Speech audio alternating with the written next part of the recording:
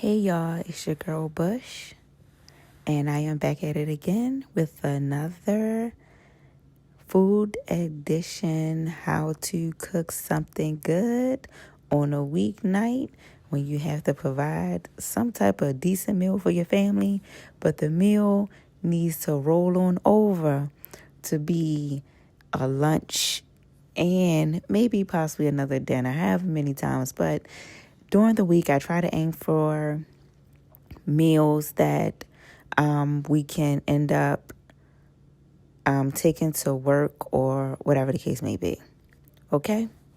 So buckle up, sit tight, and enjoy this and try this recipe because let me tell you something. The chicken was banging.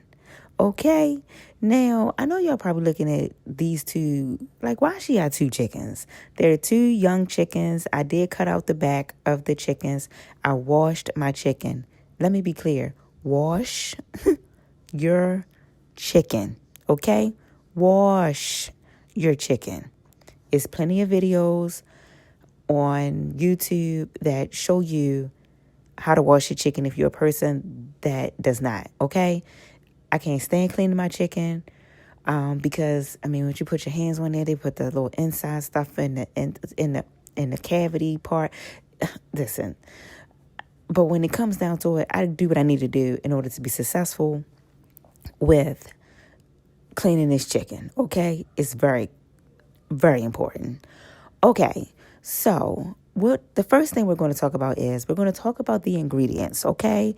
As you can see, I already started putting the ingredients out. I am going to have a list of what the ingredients are. But just to give you guys an idea of everything that I have added, I added a tablespoon of paprika, a tablespoon of Italian seasoning. I added half a teaspoon of cumin. I added a teaspoon of Sazon. I think I'm saying it right. Anyway, the orange pack, okay? Don't judge me. Judge your mama on how to pronounce these things, okay? I just know that it adds up when it comes down to making chicken. Okay, back to everything. I also added a teaspoon of garlic powder, a teaspoon of onion powder. Wait, no, a tablespoon of onion powder. No, a tablespoon of garlic powder, a teaspoon of onion powder, salt, pepper to taste. I don't put a lot of salt. I don't put a lot of pepper. I also use Slap Your Mama seasoning this time.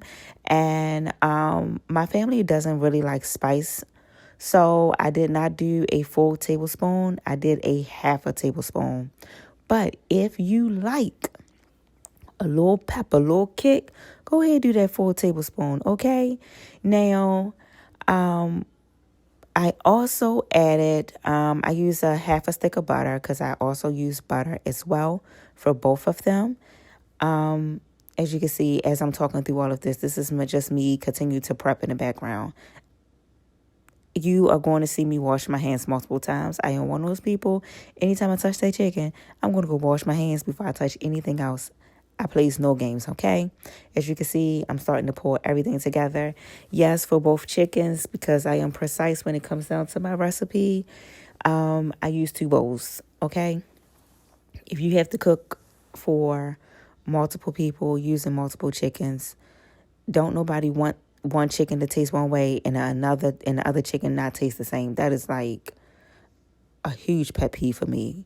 Whatever the chicken is going to taste like, both of them are going to taste the same.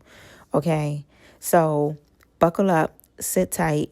Let's go ahead, season this chicken down, honey. As you can see, I like to put a little bit of olive oil on my chicken. What the olive oil the olive oil will help make sure the seasoning spread without it clunking up. Like, it is nothing worse than you sitting up here trying to season. Look at me washing my hands. No, I'm about to go back and touch this chicken. But I don't know. I just haven't think about washing these hands, okay? Back to what I was saying. The oil, you must rub it all the way through.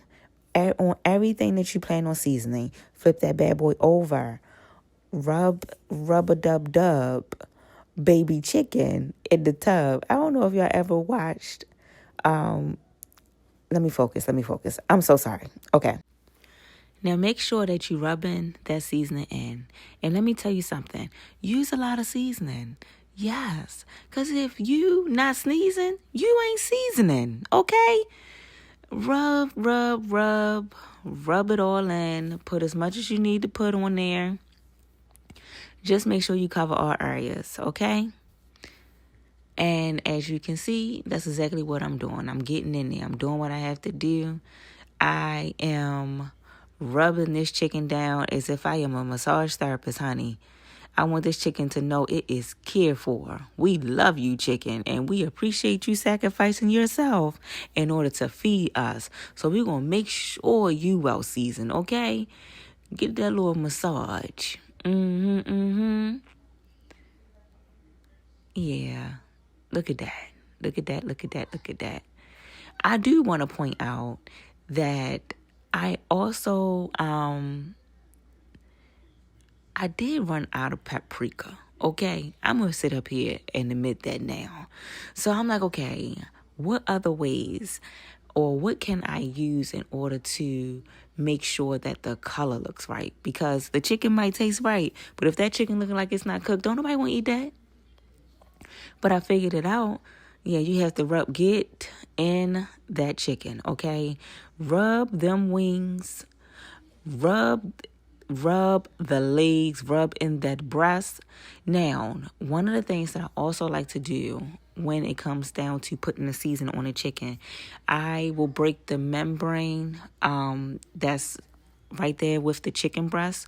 You have to be gentle with that, but I break into that to make sure that I am also putting a little bit of the seasoning on the inside of the skin. Make sure you're gentle with that because you don't want to rip the skin. That's the last thing you want to do. So make sure you're getting in there. Add all that. Now that we have that together, I'm gonna go ahead and season the other chicken and come back to you guys with what the next steps are. Okay?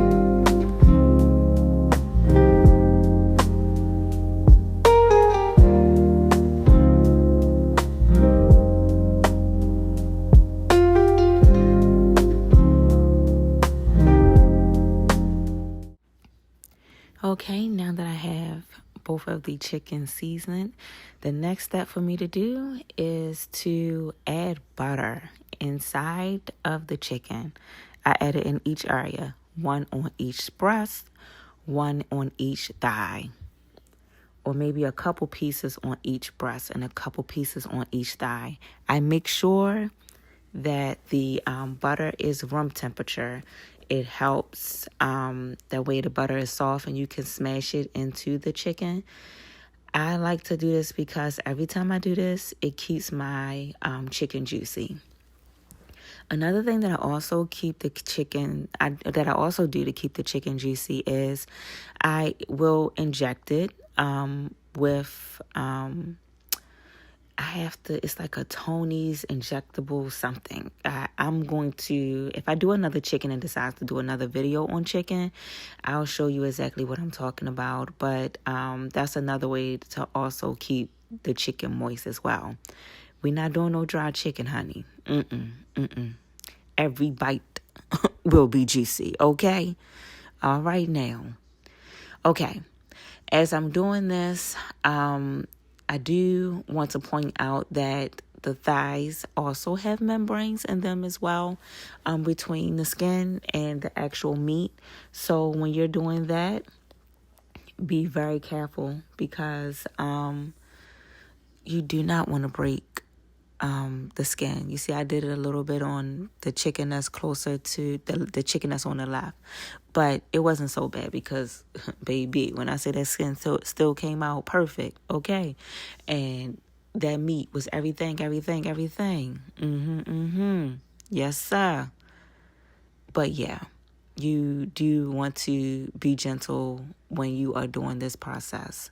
If you're not comfortable with it, go ahead and inject it with whatever type of it's Tony something. I'm gonna find that, and I'm also going to put that in the description as well, in case you want to inject it rather than putting the butter in it.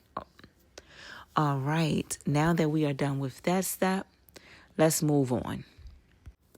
Okay, next we're going to get a cup of water, literally 4 ounces of water, and we are going to add a tablespoon of flour.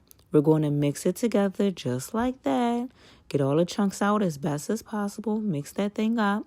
And what we're going to do with this, we're going to put it around the chicken. Yep, just around the chicken, just like that. This is going to be the gravy for the chicken. Yep, this is going to help us create the gravy for the chicken. Because as this chicken is cooking, know that the seasoning of the chicken is also going to fall off, and whatever essence from the chicken is going to go into this water and flour mixture, which is going to help create the gravy. That is going to save you a step from having to make the gravy over the stove. Okay? Do all this all at once. Okay? This is called what? Multitasking. Clock it.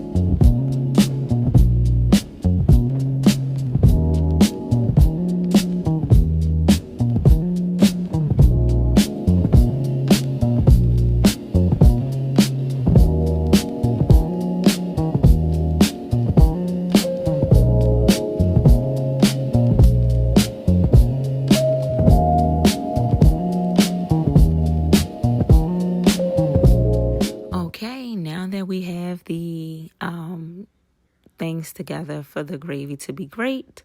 We are also going to we're going to take 1 cube, people, because you don't want no salty gravy. You're going to add a little pieces in the mixture that you just made, just a couple pieces. Okay, notice that I only use 1 cube for both pieces of chicken. So if you only, not both pieces of chicken, both chickens. So if you are only doing 1 chicken, use half a cube. Don't use that whole thing. Don't think, oh, yeah, I'm going to use the whole cube and it's going to be more flavorful. No, baby, you're going to end up with salty. That's what you're going to end up with.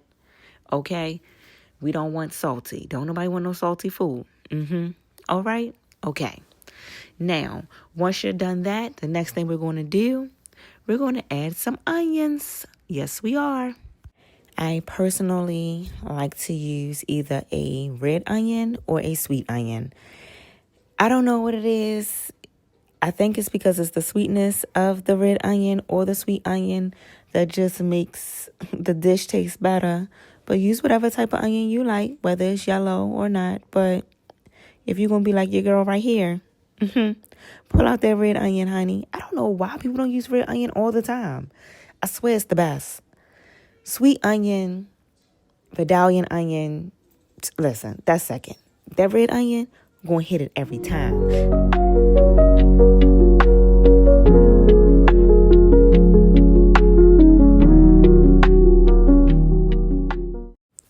Just a few pieces will do. Well, whatever it is that you cut, just find a way to put it in there. And I try to make sure that it is sticking in the water, because otherwise the onion will dry out. And I'm not a fan of dry onion. Some of you may be. Somebody might want crispy onion, but me, I don't want crispy onion. Every time I bite an onion, I want to taste the flavor that is coming from the chicken. The goal is to have the onions complement the chicken. Like, it is a great combination, and especially when I pair it with our sides, which this time is going to be mashed potatoes, and I think I'm going to do spinach with it as well. This is going to be a yummy, well-rounded meal that is going to last us a couple days. Okay? Clock it. Now that we have done everything we need to do in order to prep for this chicken, now it's time to put in the oven. We're going to put in the oven for 350 degrees. 350 degrees. Cooking this chicken took about an hour and 20 minutes in order to get it to 165 temp. I make sure that when I'm doing my chicken that I have a thermometer to check the temperature of the chicken, okay? I'm not no professional, okay? So I do what I need to do in order to ensure success, okay? Let's go on here and move on to the next step, which is just making sure that we keep in the flavor of the chicken. We have to baste the chicken as we go. I tend to start basting my chicken at probably 45 minutes into it cooking. I go ahead, I take it out, I baste it, I put it back in. You go and that and probably do that probably like every 20 minutes. Listen, I just want flavor.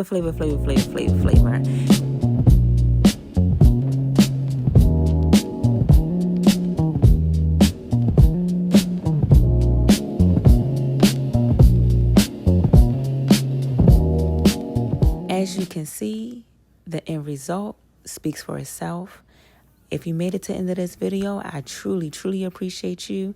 Like, comment, and subscribe. See you guys soon.